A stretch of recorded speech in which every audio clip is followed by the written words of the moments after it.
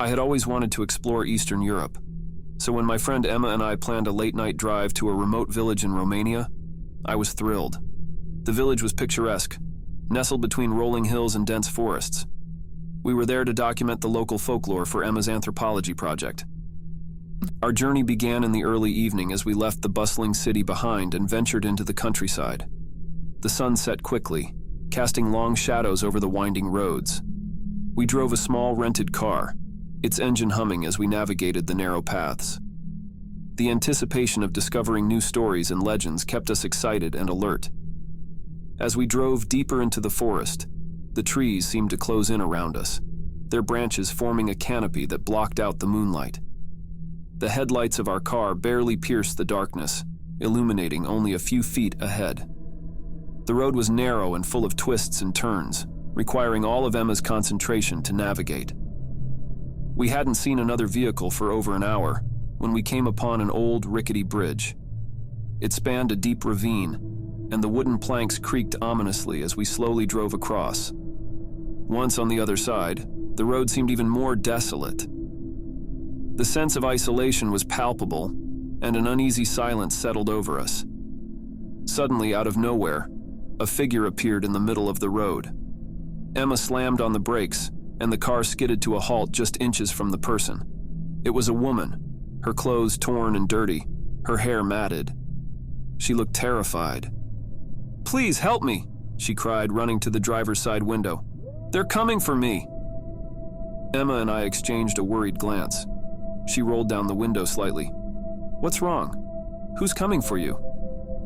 Before the woman could answer, a loud, blood-curdling scream echoed through the forest. The woman's eyes widened in horror, and she started banging on the car window, desperate to get in. Emma quickly unlocked the doors, and the woman scrambled into the back seat, slamming the door behind her. "Drive!" she screamed. "We have to get out of here." Emma didn't need to be told twice. She floored the gas pedal, and the car sped down the winding road. I turned to the woman in the back seat, trying to calm her down. "What's happening? Who's after you?" She took a deep breath, her eyes darting nervously between us and the road ahead. "There's something in these woods. It's not human. It took my friends, and now it's after me." As if on cue, the car's engine began to sputter, and the headlights flickered. Emma cursed under her breath, trying to keep the car going. "We need to find a safe place to stop," she said, her voice tense. We drove for what felt like an eternity, the darkness pressing in on us. The woman in the back seat kept glancing out the window, her fear palpable. Finally, we saw a faint light up ahead. It was an old, run-down gas station, its neon sign flickering in the darkness. Emma pulled into the station, and we all got out of the car. The place looked abandoned, but the lights were still on inside. We approached cautiously, the woman sticking close to us. Inside, the gas station was eerily quiet. Shelves were stocked with dusty goods, and a thin layer of grime covered everything. A bell above the door jingled as we entered, but there was no sign of anyone around. "Hello?" Emma called out, her voice echoing in the empty space. There was no answer. We moved deeper into the store, looking for a phone or some way to call for help. As we reached the back of the store, we heard a noise, a soft, shuffling sound. We turned to see an old man emerging from a back room, his eyes wide with fear. "You shouldn't be here," he said, his voice trembling. "It's not safe." "We need help," I said. "Our car is breaking down, and there's something in the woods." The old man shook his head. "You don't understand. It's already here." Before we could react, the lights in the gas station flickered and went out, plunging us into darkness. The woman screamed, and we heard the sound of shattering glass. I fumbled for my phone, using its flashlight to see. The old man was gone, and the front window of the gas station was broken. "Run!" Emma shouted, grabbing my arm. We sprinted out of the store and back to the car. The woman was already inside, frantically trying to start the engine. Emma jumped into the driver's seat and turned the key, but the engine wouldn't start. Come on, she muttered, her voice. The engine engine roared to life, and we sped out of the gas station, the wheels screeching on the pavement. We drove in silence, the tension thick in the air. The woman in the back seat was sobbing quietly, her fear infectious. Emma and I kept glancing at each other, trying to process what had just happened. After what felt like hours, we finally saw the lights of a small town up ahead. We drove straight to the police station and stumbled inside, breathless and terrified. The officers listened to our story, their expressions growing more serious with each passing minute. "You're lucky to be alive," one of them said. "There have been reports of strange occurrences in those woods for years, people disappearing, sightings of a creature. We've never been able to catch it." The woman was taken to the hospital for treatment, and Emma and I were given a place to stay for the night. As we lay in our beds, we couldn't shake the feeling of being watched. The events of the night played over and over in our minds, a nightmare that we couldn't escape.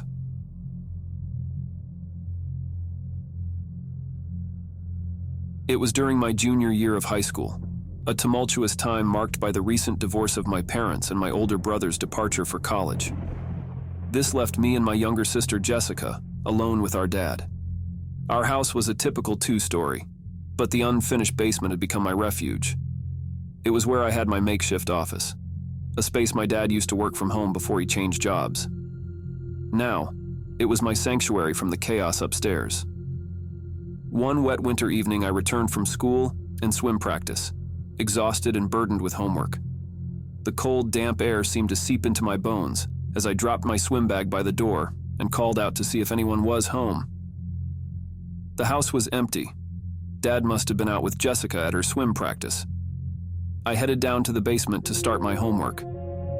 The basement was dark and cold, with concrete floors and a few scattered carpet samples. I flicked on the light in my office and started typing away on my computer, trying to craft an essay on the picture of Dorian Gray. The topic was challenging, and I struggled to find the right words to express my thoughts on hedonism and moral decay. After what felt like an hour, I hear Jessica's voice calling from upstairs, "Ethan, Ethan, come up." I yelled back, "Jessica, I'm working. What do you need?" No response. I figured she must have needed something, so I got up and headed upstairs.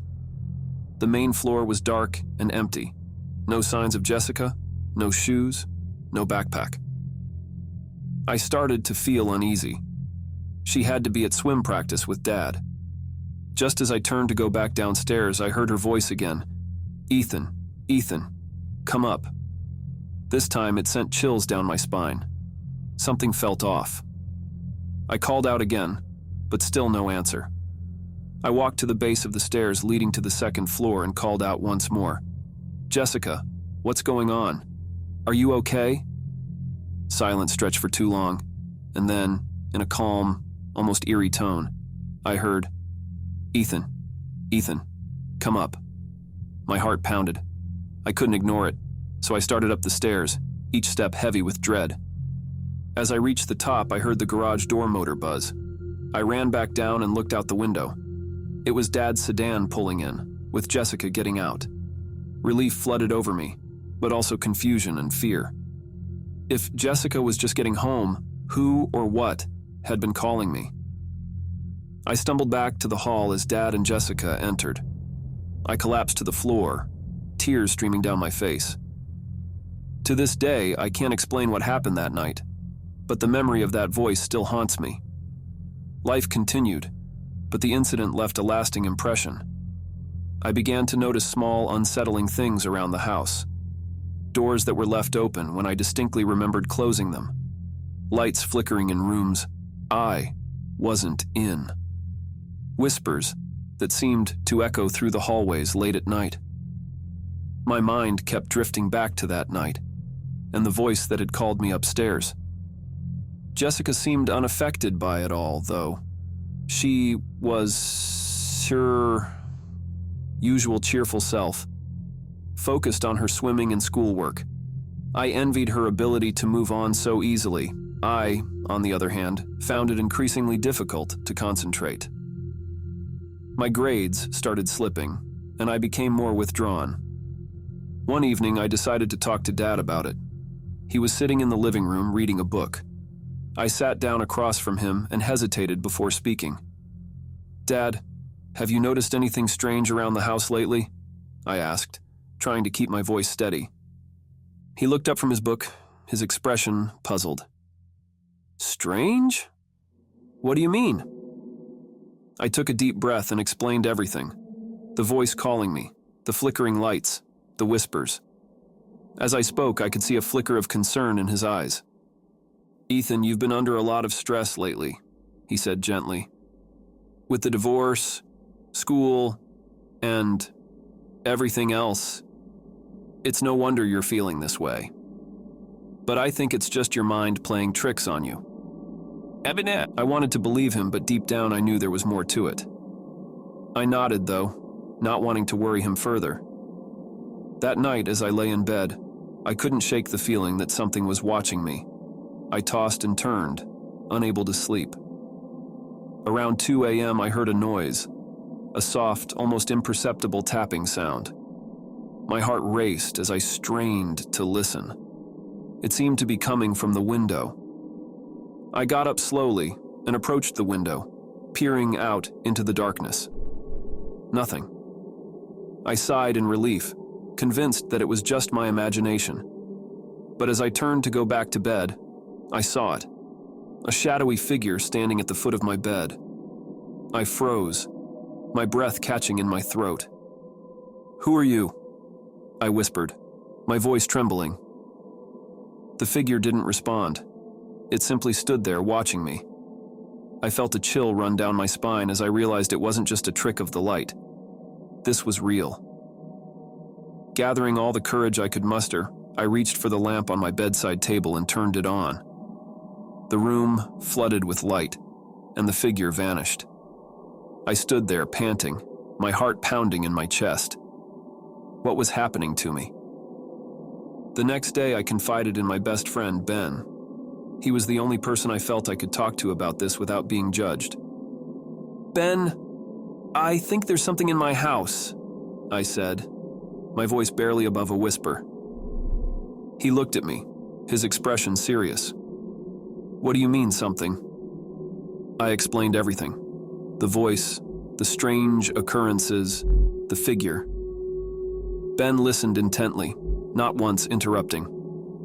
"Ethan, that sounds like some serious paranormal stuff," he said finally. "Maybe you should get someone to check it out." I was hesitant. The idea of bringing in a paranormal investigator felt extreme, but I was desperate for answers. That evening, I did some research online and found a local investigator named Emma. I reached out to her, and she agreed to come over the next day. When Emma arrived, she was a calm and composed woman in her late 30s. She carried a bag filled with various tools and equipment.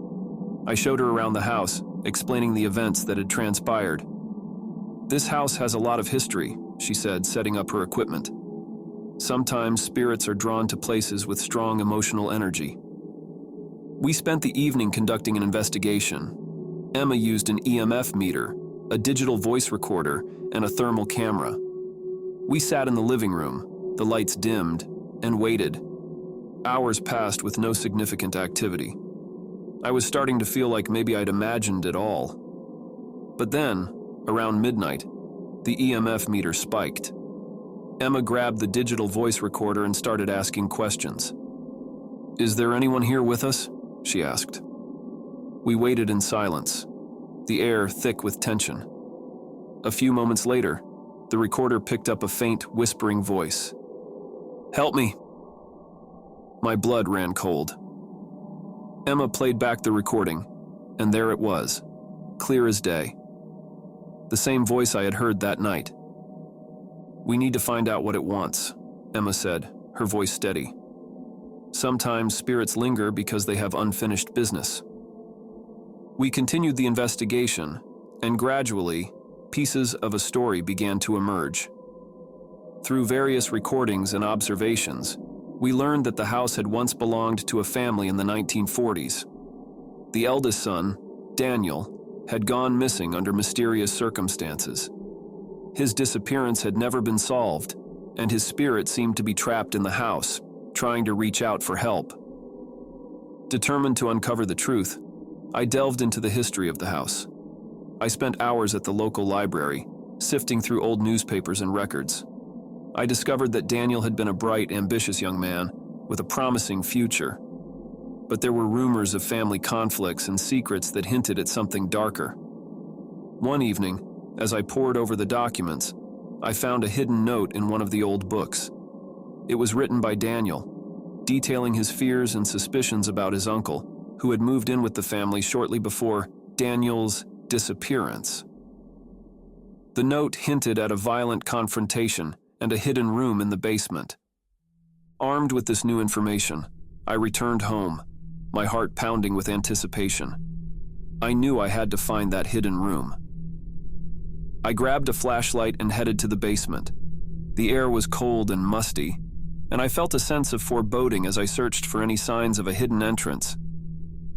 After hours of searching, I noticed a loose panel in the corner of the basement.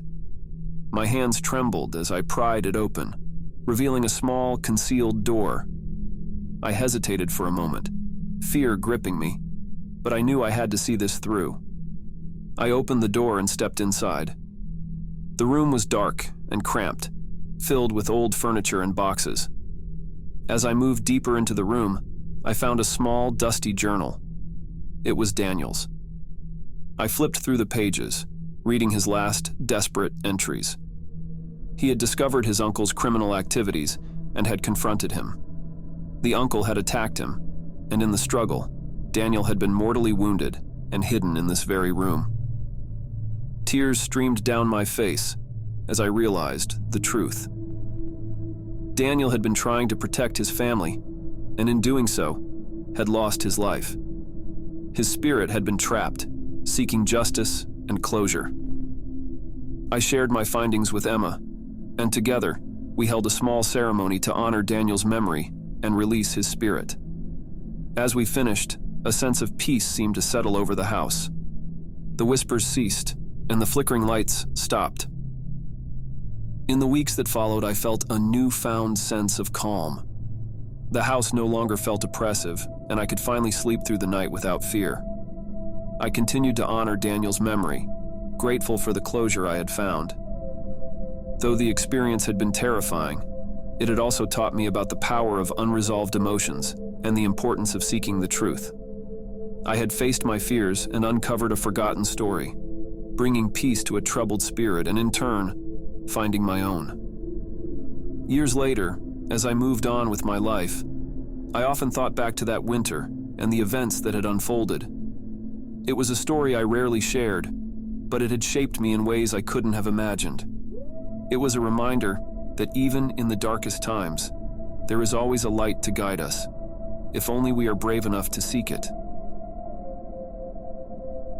When my dad passed away, I found myself standing in his house, surrounded by memories. The scent of his favorite cologne still lingered in the air, and his beloved cat, Mittens, meowed softly at my feet. Mittens was a beautiful gray tabby with piercing green eyes.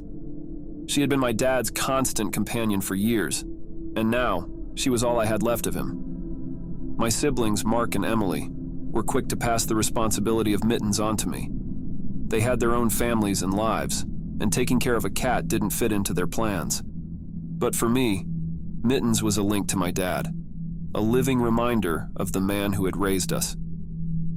So I brought Mittens home with me. My house was a modest single story with a cozy den where my dad used to sit and read. I placed her bed in the den, hoping she would feel comfortable there. It didn't take long for us to fall into a routine. I would feed her in the morning, spend some time playing with her in the evening, and then settle down to watch TV in the den before heading to bed. Mittens quickly adapted to her new home, and I found solace in her presence.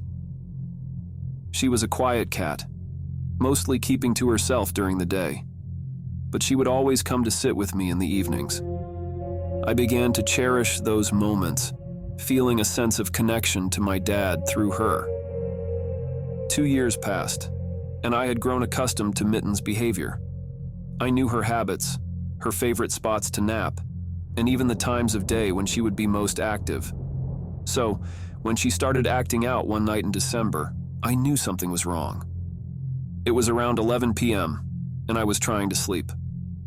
Mittens' meowing pierced the quiet of my house. I groaned and got out of bed, rubbing my eyes. She was usually so quiet at night. What could be bothering her? I headed down to the den where her bed was. Mittens was wide awake, pacing back and forth, her tail twitching with agitation. Her meows were frantic, almost desperate. I tried to calm her down, but she ignored me, continuing her restless movements. I checked her food and water bowls. They were full. I tried giving her some treats, but she sniffed them and turned away. I picked her up, hoping to soothe her, but she squirmed in my arms, meowing louder. Frustrated and exhausted, I put her down and went to the kitchen to think. Mittens followed me, still meowing incessantly. I couldn't understand what was wrong. She had never acted like this before. As I stood in the kitchen pondering what to do, I heard a faint rustling noise coming from the pantry closet a few feet away. My heart pounded as I walked over and flicked the light switch.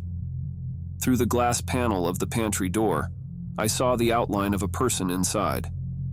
My fight-or-flight response kicked in, and I chose to fight. I yanked the door open, screaming to boost my adrenaline, and grabbed the intruder, throwing him to the floor. He was an older, homeless-looking man, reeking of the streets. He struggled, but I managed to overpower him, putting him in a chokehold. "Who are you? Why are you in my house?" I yelled, but he only tried to claw at my face. Mittens was going berserk, adding to the chaos. I kept the man subdued while I reached for my phone and dialed 911. The police arrived and took him away. He had no ID, nothing to his name, and was deemed judgment-proof. He had raided my pantry, leaving a mess of peanut butter, cookies, and canned food everywhere. If it weren't for Mittens, who knows what he might have done.